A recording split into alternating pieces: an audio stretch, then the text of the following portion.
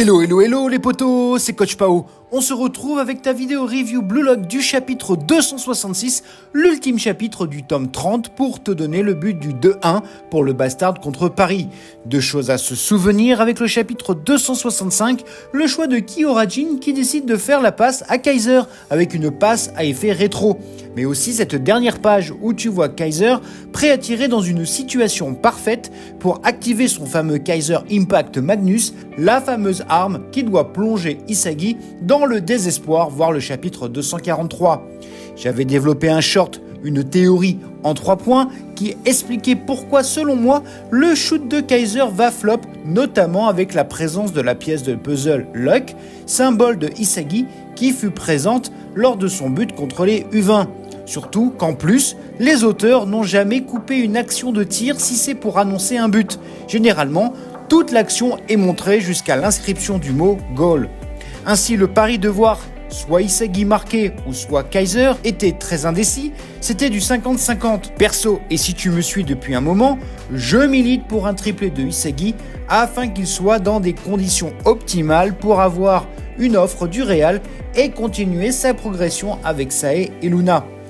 De ce fait, je t'ai donc demandé ton avis et encore une fois, vous avez été très nombreux à participer à mon sondage, vous demandant, selon vous, qui sera le buteur du 2-1.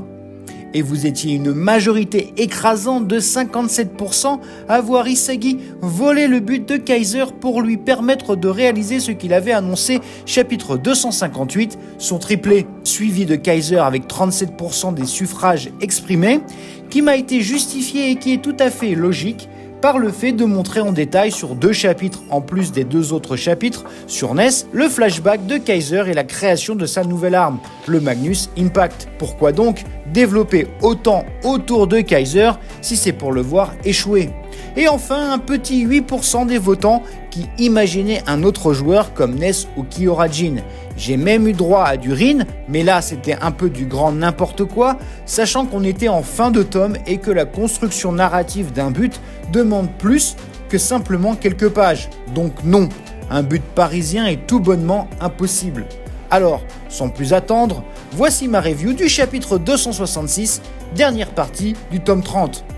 En première page, on retrouve un Kaiser prêt à armer son tir entouré de 4 Parisiens et pas des moindres. Derrière lui, Karasu et Nanase et devant lui, Charles et Rin.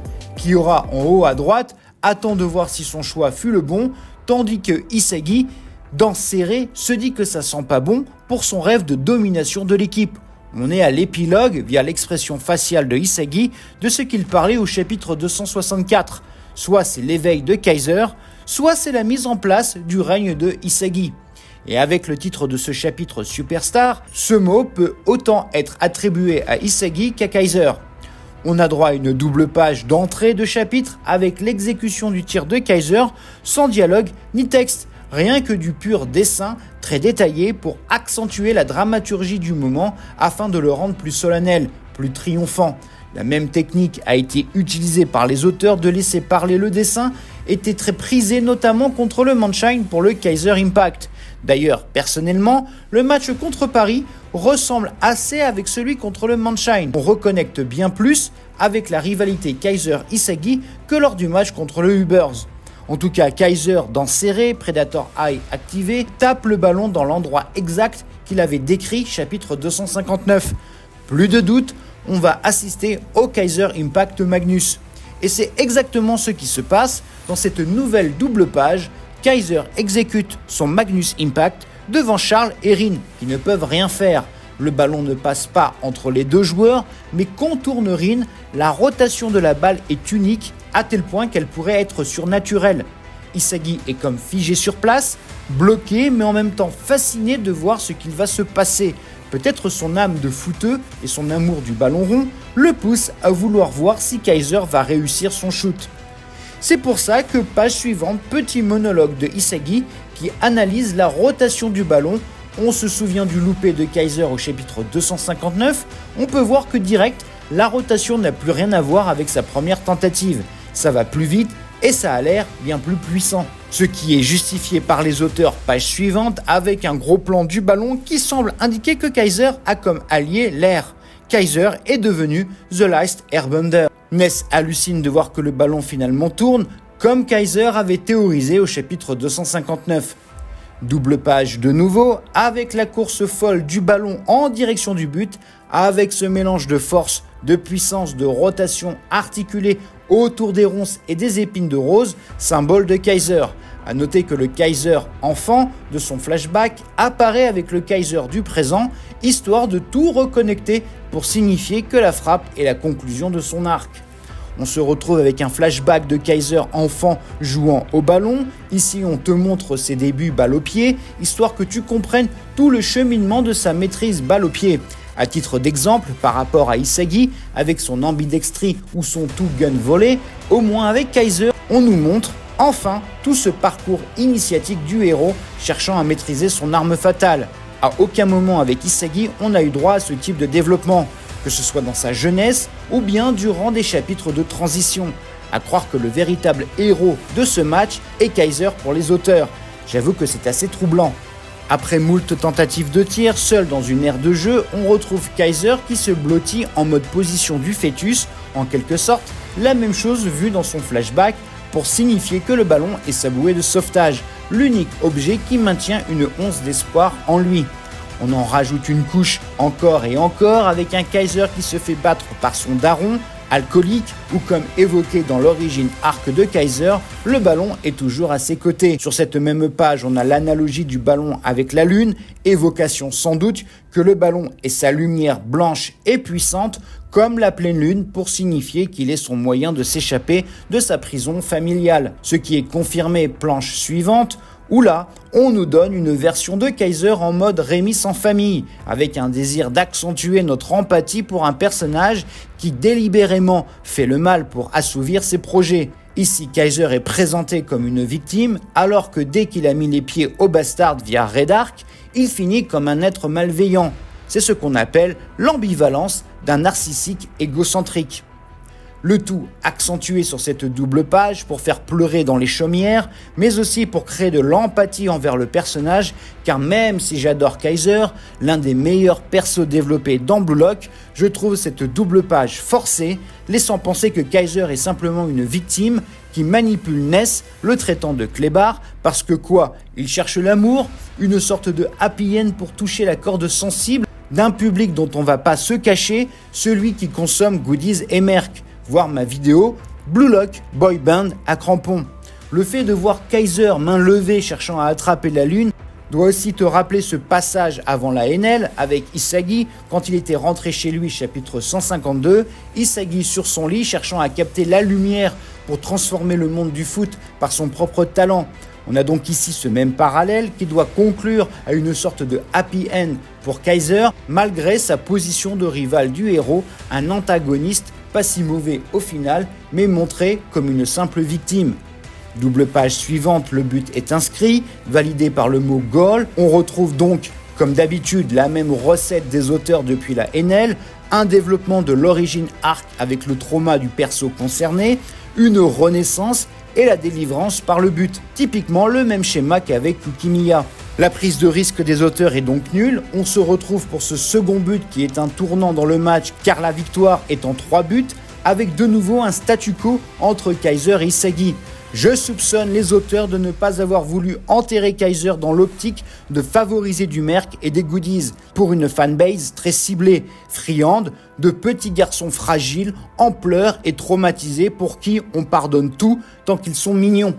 Dernière double page du chapitre, Isagi n'est pas rageux ni même envieux, il dit juste qu'il est impressionné de voir cette superstar en action. Le titre était bien pour Kaiser. Donc, finito ma théorie du triplé de Isagi, on repart donc sur un schéma où les deux sont encore sur ce même piédestal. Bref, avec le but de Kaiser, leur rivalité n'avance pas d'un crampon. Une énorme déception pour ma part. Une dernière page, on a l'exemple type de cette recette en 3 temps que j'ai maintes fois développé dans mes reviews depuis le cas Yukimiya, et comme avec ce dernier, les auteurs ont été incapables de mettre en danger un personnage qui, comme par hasard, au même titre que Yukimiya, possède une fanbase prête à tout pour supporter leur champion, notamment dans les produits dérivés. Ici, on a donc le dernier acte de cette recette soporifique et ennuyeuse à souhait, à savoir la délivrance du but. Un Kaiser bras levé parallèle à un petit Kaiser de son passé, tirant son maillot pour montrer son tatouage de rose, symbolique de sa quête d'amour. Sortez les Kleenex, on va tous pleurer. Comme promis, le résultat était prévu, 2-1 pour le Bastard. Alors, qu'est-ce que j'en pense de tout ça, outre ma théorie du triplé de Isagi qui tombe à l'eau? Tant pis, c'est le jeu. C'est surtout l'exécution du but de Kaiser qui me déçoit énormément. À part faire plaisir aux fanboys et fangirls de Kaiser en nous expliquant qu'en fait c'est une victime et que le but est finalement logique, le scénario est vu et revu, complètement éclaté au sol. Mettre la version enfant de Kaiser et cette quête de l'amour, c'est vraiment trop. La ficelle est trop grosse pour pas voir qu'on nous pousse à aimer un personnage qui plus tard fait du mal, que ce soit à Ness, mais à d'autres footballeurs. On comprend donc que les auteurs et la Kodansha, la maison d'édition, vient d'intégrer officiellement Kaiser comme membre permanent du boy band à crampons qui est devenu Blue Lock. L'énonciation de cette quête d'amour aurait pu être dite par la version adulte de Kaiser. Nous remettre un coup de flashback, c'est vraiment pousser à fond le curseur du happy end. Isagi n'a pas su se venger, ou stopper, ou intercepter son tir comme Kaiser l'avait fait contre le Manshine. Il a été inexistant, or il est le perso principal. À se demander si dorénavant, Kaiser n'est pas le héros de l'arc Enel. C'est extrêmement troublant. On nous maintient donc un faux suspense dont j'ai bien peur qu'il mette en péril l'intérêt de ce match pour la suite. Avec le but de Kaiser, j'espère vite que ce match se conclue via un 3-1 avec but en reprise de volée de Isagi, but de la victoire, grand classique mais on a l'habitude. On aura sûrement un Kaiser qui via la passe rétro et parfaite de Kiora va dégager Ness au profit de Kiora, son nouveau toutou de circonstance. Ness sera dégoûté, brisé, etc. Il pourra donc rejoindre Isagi. Encore que j'ai des doutes sur le futur de Ness qui semble être voué à jouer la victime jusqu'au bout. Et enfin, comme tout semble dorénavant lié au merc et aux goodies, on n'oublie pas Rin, le perso préféré de la fanbase au Japon, car comme je le crains, on aura tout le tome 31 pour le voir mettre son but, accompagné sûrement de l'entrée de Loki, car t'as vu, on est à 2-1, donc on attend une réaction de Paris. Le but de Kaiser qui est sympa mais pas non plus incroyable, si on compare à d'autres buts dessinés, rallonge le match au point de se demander tout ça pour ça. Sans oublier le moine, Igarashi, qui doit faire son entrée et qui aura son rôle à jouer en faveur de Isagi.